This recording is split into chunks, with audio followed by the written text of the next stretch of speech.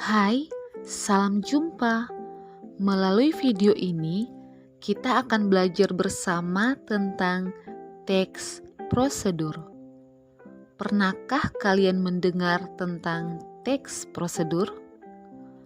Apa itu teks prosedur? Ayo belajar bersama tentang teks prosedur. Teks prosedur adalah teks yang menjelaskan tentang langkah-langkah atau cara-cara yang disusun secara berurutan atau sistematis dalam membuat atau melakukan sesuatu. Jadi, dengan adanya teks prosedur, maka seseorang bisa memperoleh petunjuk atau mendapat panduan untuk membuat atau menyusun dan juga untuk melakukan sesuatu.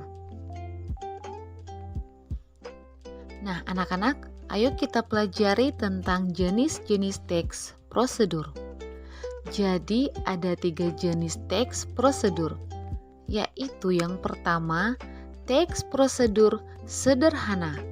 Yang kedua, teks prosedur protokol. Dan yang ketiga, teks prosedur kompleks. Mari kita bahas satu persatu.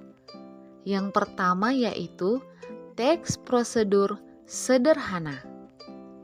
Teks prosedur sederhana adalah teks prosedur yang dapat ditempuh hanya dengan 2 atau 3 langkah saja.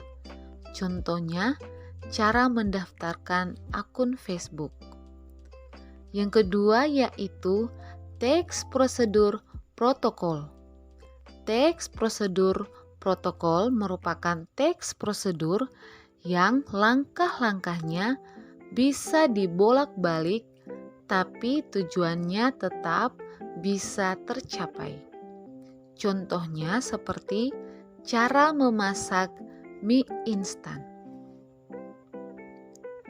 Yang ketiga yaitu teks prosedur kompleks. Teks prosedur kompleks adalah teks yang terdiri dari beberapa langkah atau banyak langkah-langkahnya. Contohnya seperti prosedur pembuatan KTP, surat tilang, dan lain-lain. Selanjutnya, ayo kita belajar lagi tentang struktur teks prosedur. Jadi anak-anak, struktur teks prosedur yaitu terdiri dari 5 struktur. Yang pertama judul, yang kedua pengantar, yang ketiga material, yang keempat tahapan atau langkah-langkah, dan yang kelima yaitu bagian penutup.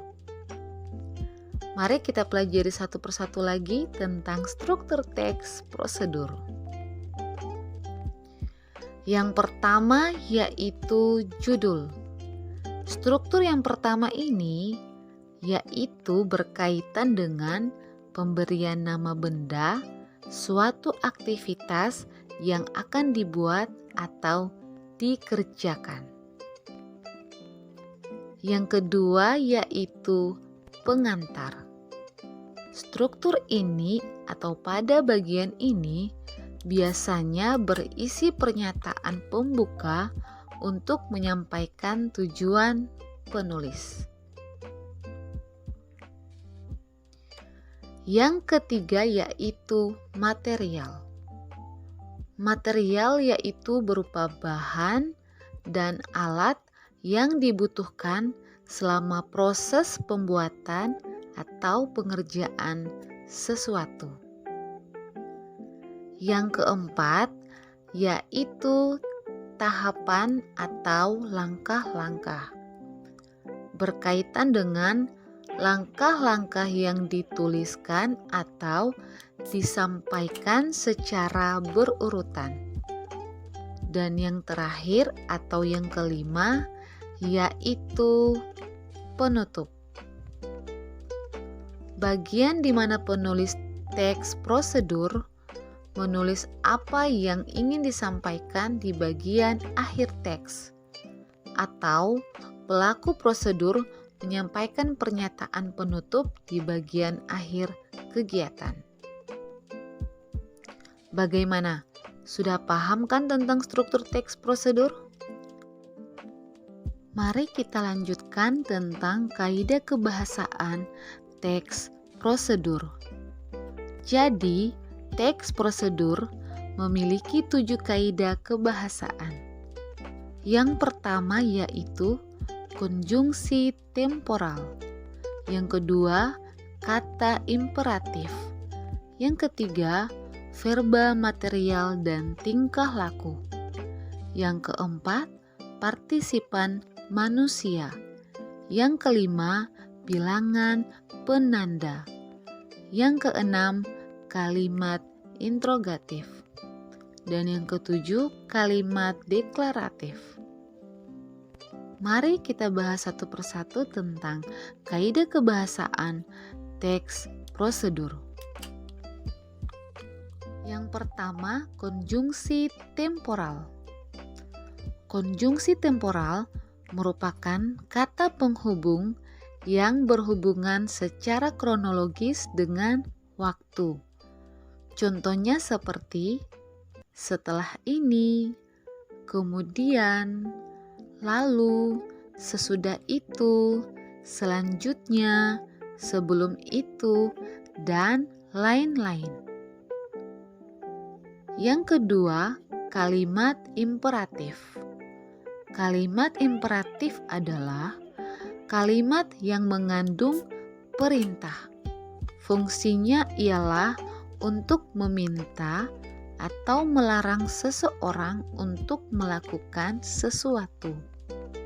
Contohnya seperti siapkan, sediakan, pindahkan, tuangkan, gabungkan, tiriskan, dan lain-lain. Yang ketiga, verba material dan tingkah laku. Verba material adalah kata kerja yang menyatakan suatu tindakan atau perbuatan yang dapat dilihat secara langsung atau secara fisik. Contohnya, potonglah ubi itu, masukkan air ke dalam wadah, dan lain-lain. Sedangkan verba tingkah laku adalah kata kerja yang mengacu pada tindakan yang dilakukan hanya dengan ungkapan. Tindakan dengan ungkapan ini maksudnya lebih pada sesuatu yang sulit untuk dilihat secara langsung atau secara fisik.